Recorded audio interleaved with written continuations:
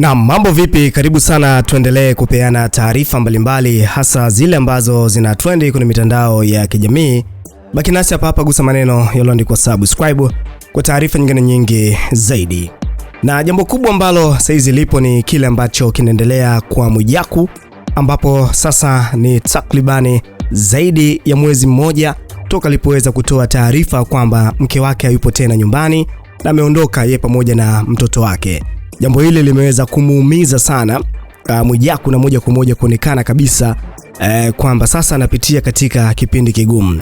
Akajitahidi kujipa furaha kwa kila namna, akajitahidi kwenda kuangalia namna nzuri kabisa ya yeye kuweza kuanza maisha yake mengine mapya, lakini akajikuta anapata wakati mgumu kwa sababu alishaizoea familia yake, hususan mama pamoja na mtoto.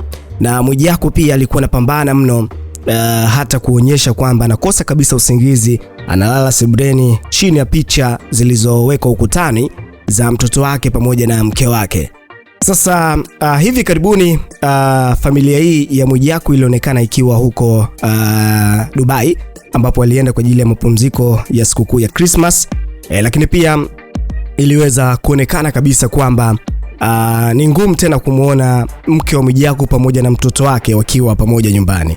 Lakini Mwijaku kaweza kushare nasi clip za video kadhaa zikimuonyesha jana Marichui ameenda jioni kumsalimia pale nyumbani. Yaani mama kamruhusu mtoto kwenda kumuona baba yake. Kitendo hiki kimeweza kumpa furaha sana Mwijaku na kuona kwamba kunaanza kuwa na dalili njema za yeye kuweza kusamehewa, lakini pia ameweza kuona kabisa kwamba kuna kila namna ambavyo anatakiwa yeye pamoja na mzazi mwenzie kuweka mambo vizuri ili kuto kumuathiri mtoto.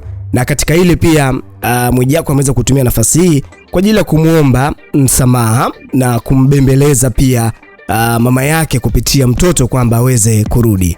Ameweza kushare nasi pia video usiku wa manane, Mwijaku akiwa amekosa usingizi na mtoto anamfuata kumwambia kwamba baba, twende ndani tukalale, muda umeenda. Anasema kwamba siwezi kulala kwa sababu mama yako hayupo, kitendo ambacho kinaonyesha kabisa kwamba Mwijaku anaumia mke wake hayupo, na anamwambia kabisa mtoto kwamba nenda wewe tangulia ndani, mimi nitakuja. Sasa kitendo kile kimeweza kumuumiza mno Mwijaku, ambapo mtoto akaweza kumkumbatia vizuri kabisa baba yake kuweza kumpa faraja, lakini Mwijaku akawa anaumia na kuweza kuonekana kama unavyoweza kuona hapo akiwa analia, lakini pia akiwa anasononeka kweli kweli kutokana na jambo hili. Lakini watu mbalimbali wamezidi kumpa matumaini na kumwambia kwamba sikate tamaa, kila kitu kitaenda vizuri na kila kitu kitakuwa sawa, kwa sababu ni mambo ya muda mfupi tu kuweza kuyavumilia na kila kitu baadaye kitakuja kuwa sawa.